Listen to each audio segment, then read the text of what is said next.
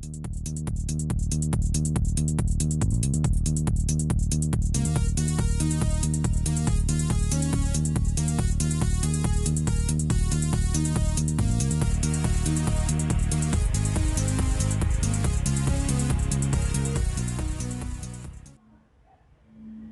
வணக்கம். நம்ம healthy home சமையலில் இன்றைக்கி வாழைக்காய் பஜ்ஜி எப்படி செய்யுதுன்னு பார்க்க போகிறோம். இது வந்து நம்ம தோட்டத்தில் விளைஞ்ச ஆர்கானிக் வாழைக்காய். வாழைக்காயில் என்னெல்லாம் செய்ய முடியுமோ அத்தனை விதமான ரெசிபியும் தார்லேருந்து ரெண்டாக பறித்து நாங்கள் செய்வோம். இன்றைக்கி அதே மாதிரி வாழைக்காய் பஜ்ஜி எப்படி பண்ணுறதுன்னு பார்க்க போகிறோம். ஏற்கனவே நம்ம யூடியூப் சேனலில் வாழைக்காய் பொடி எப்படி செய்யுதுன்னு போட்டிருக்கேன், அதை போய் பாருங்கள். வாங்க எப்படி செய்யுதுன்னு பார்க்கலாம்.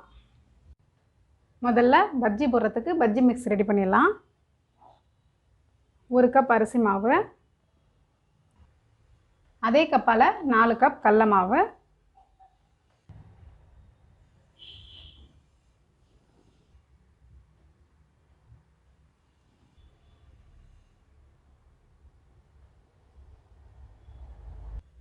ஒரு ஸ்பூன் சில்லி பவுடர்,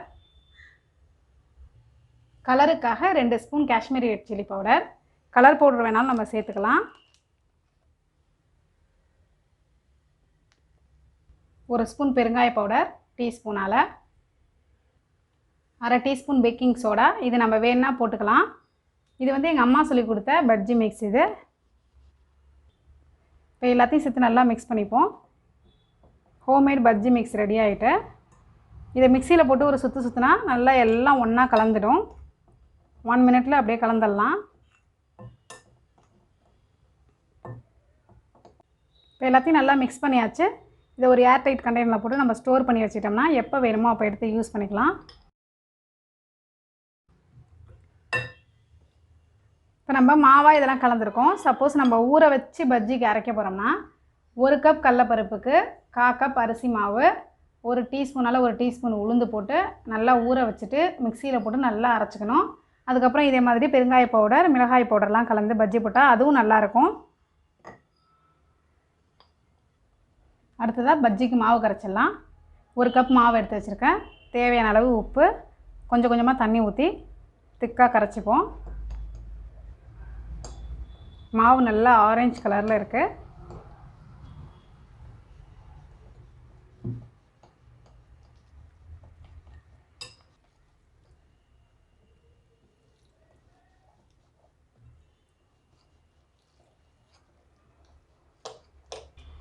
மாவு நல்லா கரைச்சாச்சு.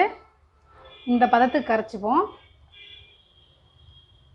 1 கப்பு மாவுக்கு 1.25லேருந்து 1.5 டம்ளர் தண்ணி ஊற்றி இந்த மாதிரி கரைச்சிக்கலாம்.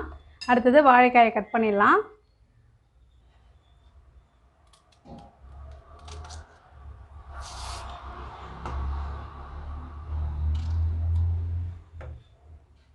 இப்போ வாழைக்காயில் எந்த பக்கம் சின்னதாக இருக்கோ அந்த சைட்லேருந்து கட் பண்ண ஆரம்பிக்கணும்.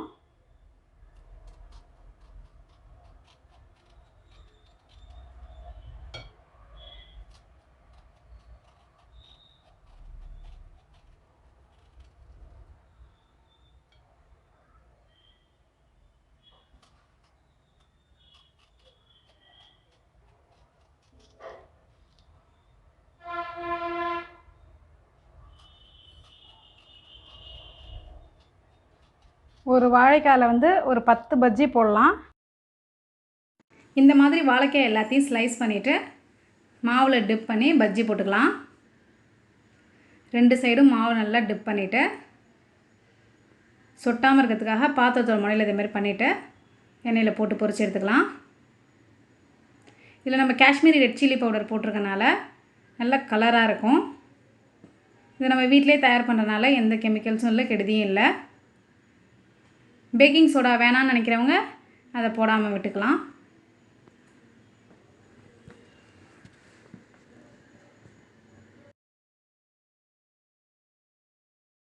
எங்கள் வீட்டில் தீபாவளினா காலையில் கண்டிப்பாக பஜ்ஜி இருக்கும். அதே மாதிரி என்னோடய ஃப்ரெண்டு வீட்டில் தீபாவளினா பயிறு வடை போடுவாங்க. இன்னொரு வீடியோவில் பயிறு வடை எப்படி போடுறது நம்ம பார்ப்போம். 2 சைடும் நல்லா கோல்டன் ப்ரௌன் ஆகிற வரைக்கும் பொரிச்சு எடுத்துப்போம். இந்த பஜ்ஜிக்கு வந்து சாம்பார், சட்னி நல்ல காம்பினேஷனாக இருக்கும்.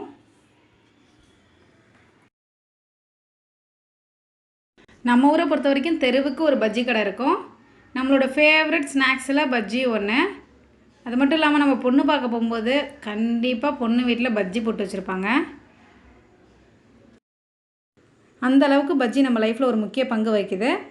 பாவக்காயை மாவில் பெசரிட்டு பாவக்காய் பக்கோடா, பாவக்காய் சிப்ஸு, கத்திரிக்காய் பஜ்ஜி, வெங்காய பஜ்ஜி, வெஜிடபிள்ஸ் பஜ்ஜி, இப்படி நம்மளுக்கு விருப்பப்பட்டதை இந்த ஒரே மாவை வச்சே நம்ம பண்ணிக்கலாம்.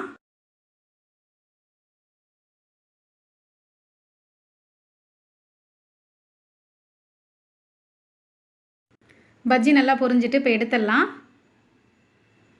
கடையில் உள்ள மாதிரியே நல்லா உப்பி நல்லா வந்திருக்கு கிறிஸ்பாக.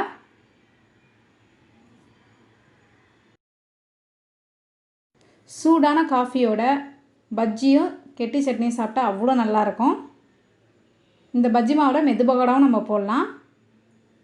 இன்னொரு வீடியோவில் நான் உங்களை சந்திக்கிறேன். அன்பால் இணைவோம், ஆரோக்கியமாக வாழ்வோம். இன்றே இணைந்திருங்கள் ஹெல்தி ஹோம் சமையலோடு.